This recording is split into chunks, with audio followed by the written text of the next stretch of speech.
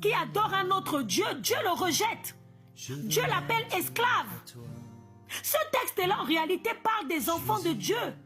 Et les gens qui ne sont pas dans le royaume, ce n'est pas question de division.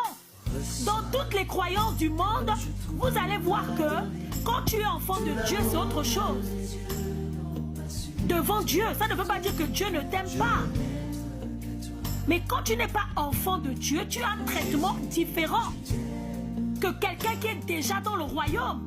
Maintenant, c'est à toi, pour avoir le traitement d'un enfant de Dieu, tu dois rentrer dans le royaume. Donc tu ne peux pas traiter ton frère comme quelqu'un qui adore les faux dieux, qui est encore esclave du péché, qui est encore esclave d'adorer les faux dieux. C'est de ça qu'il s'agit dans le texte.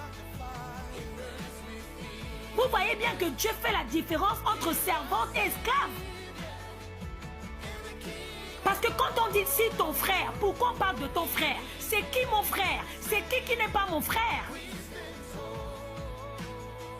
On voit d'où vient le racisme. Donc ça, c'est bon. Ensuite, il a parlé du fait que, en gros, il nous a fait comprendre que Dieu était un pédagogue. Excusez-moi. C'est-à-dire qu'il fallait que Dieu ne pouvait pas interdire, mettre dans les 10 commandements, il est strictement interdit de acheter un autre être humain. Il est strictement interdit de mettre en esclavage un autre être humain. Mais ce même Dieu est en capacité de mettre, il est strictement interdit de manger cette viande, cet animal qui a un sabot fondu, etc. Mais attendez, soyons un peu logiques. C'est-à-dire que j'étais chrétienne, hein. Moi, on me disait là où l'intelligence de l'homme s'arrête, c'est là où celle de Dieu commence. Mais comment ça se fait que quand je lis la Bible, j'ai l'impression que je suis plus intelligente que ce Dieu-là? Comment ça se fait que... vous vous sentez plus intelligente que Dieu. Ouh là là. Alors, je parle bien de ce Dieu de la Bible, bien sûr. Ah bon? Parce que, excusez-moi, lorsque je suis dans le Lévitique, et on va revenir sur ce verset qui est plutôt... Bien sûr, j'attends que ça, Bien sûr, mais lorsque je lis dans ce Lévitique, on va rester sur les 10 commandements. Sous les 10 commandements, il est écrit qu'est-ce qu'on ne doit pas faire.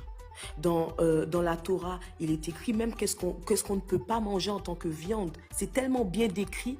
C'est-à-dire que même les crustacés, c'est-à-dire même ce qui est dans la mer là, on sait qu'est-ce qu'on ne doit pas manger selon ce qui est écrit dans la Torah. Vous allez me dire avec toutes ces choses-là, ce Dieu miséricordieux, ce Dieu compassion, ce Dieu qui a créé le ciel et la terre, ce Dieu qu'on dit qui nous aime ses enfants, que nous sommes ses enfants, il n'a pas su mettre un petit commandement en disant, il est interdit